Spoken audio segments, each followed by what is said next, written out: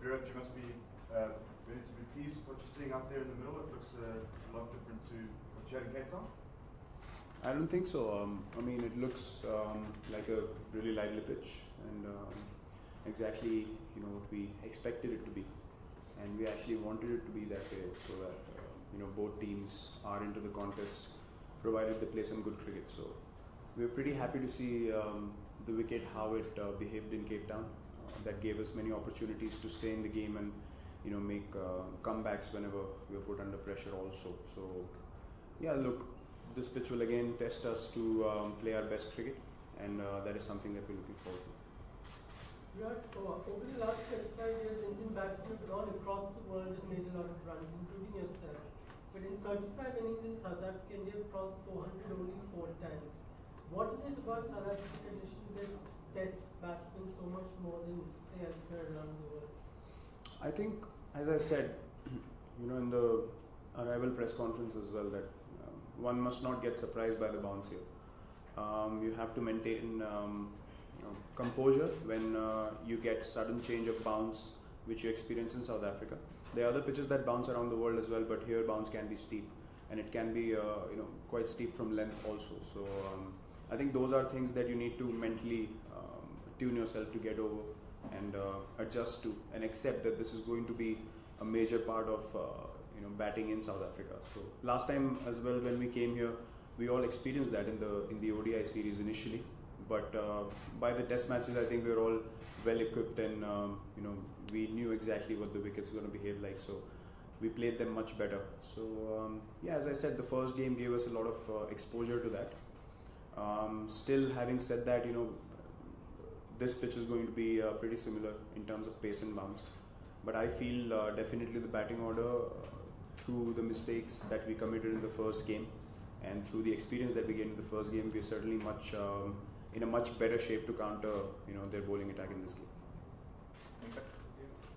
You spoke about having the trade combination at the top. Is it something that you're going to continue this test as well? And then I think you would like to strengthen the batting, considering there are like 2 collapses in Cape Town. I don't think we need to panic because of collapses. People need to apply themselves much better. Whether you're playing 5 batsmen or 6, you still need to apply yourself. It doesn't mean that if you're playing 6 batters, you can afford to go out there and play loose shots. You still have to have a solid technique and go out there and be ready to face bowling spells which are going to be difficult. We need to embrace that. So I don't think there's any need to panic on that front. And as far as the opening combination goes, we're going to decide at the end of the practice session today what is it that we're going to go with in this game. We might look to do something different also, but definitely no need to panic as a batting unit. We've played well for a long time. We played well away from home also in the recent couple of years. So we just need to adapt and apply ourselves better when we go out to bat. Virat here. Test cricket, we talk about 5 days of test cricket. Like, how important is it to play session to session? How important is it to win every session? Because I have seen on South African tours that momentum changes in one session. It's very crucial. I think to win tests anywhere in the world, you need to win sessions, and you need to stay in the present moment and try to win each moment that comes your way. We feel in test cricket, every ball is an event, and you need to be at the top of your game to win that event, and that's why it tests you more than any other format. And it's a test of character throughout for all 5 days. So that is one reason why we won many games in the past, is because we've applied ourselves really well. And the most important thing is that we don't give up. Even after being put under pressure, we are a team that looks to get up and fight back and get back into the game. So we're not we're not a team that gives oppositions easy victories. We're going to test them, and in a scenario where we have a chance to go at the target or for a victory, everyone knows that we will do that. So but yeah, very important for that is to maintain your composure and break down the number of sessions you have, and in between the sessions also break down time frames of how you're going to go about 15 minutes, 20 minutes, half an hour, and what the team needs at every particular moment is a priority for all of us. Last year. Virat, as captain, how tough or easy it is to find that balance between, you have a set formula, 5 batsmen and 5 bowlers to get 20 wickets, but after a loss like that, so how tough or easy is to find a balance, because you tend to change your lineup in every test match that you play? Yeah, look, the lineup has changed in the past because of conditions, also because of injuries, on many occasions. So that's something that has continued for a while. Look, the balance is as easy and as difficult as the performance of the team. So we were very happy with the way the bowlers went about their business. The batting did not come together well, so I'm not worried about the bowling front at all. We're in a very good space, and we believe that we can get them out twice again in this game. You definitely need to do that to win test matches, but you need a solid batting performance also, especially when you're playing away from home. You need those 60, 70, 80 extra runs compared to back home, because back home your bowlers will be stronger. But the way they showed their skill sets and the character in the first game, it motivated us as a batting group also to support them and play together as a unit and get some good results out there. At your level, it's usually swing or seeing the troubled batsman, not just actual pace. But is there a speed at which it actually just pace becomes a problem? 140, 145? Pace can be as intimidating as you want it to be. A guy who's swinging and seaming the ball at 120 looks like 150, when the wicket's tough. But, it doesn't really matter if a guy is bowling at 140 or 150, as long as you're going in there, you're ready to take the challenge. You accept that, when the conditions are fast and bouncy, you are bound to get hit every now and then. And, you as an individual, you must not feel that it's something strange that's happened.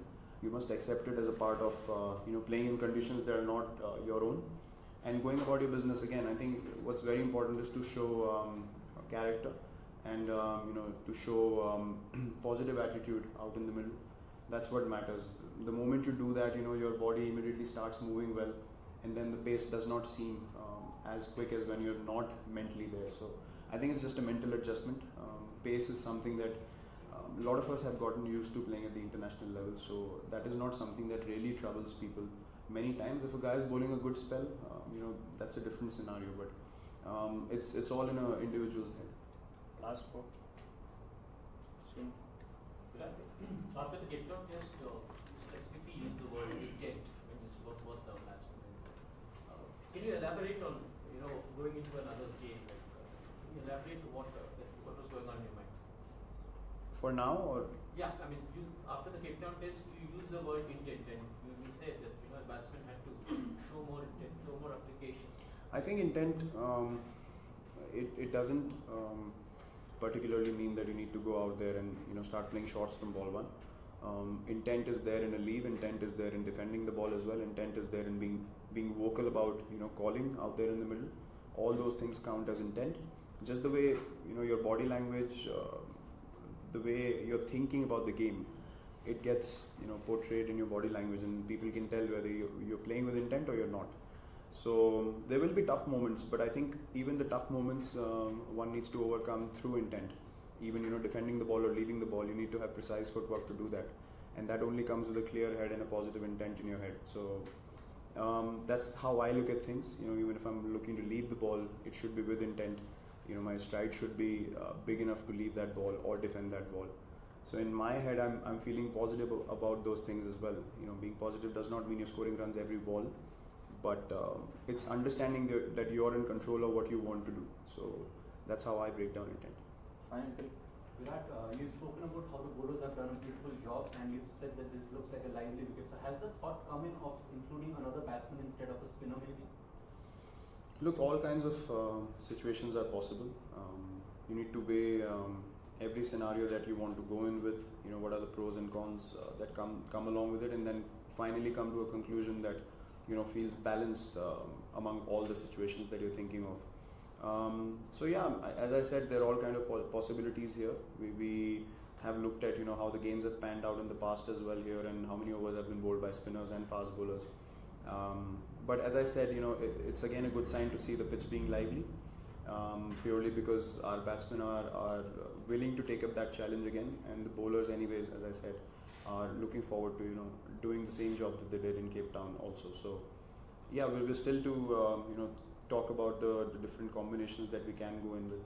Again, it's about finding the right balance. We are talking about speed catching. Are you happy with the way that we have gone about in the last 1 year or so? Speed catching department, especially when we are traveling. I'm not going to sit here and talk about the last 1 year. The last game was pretty good.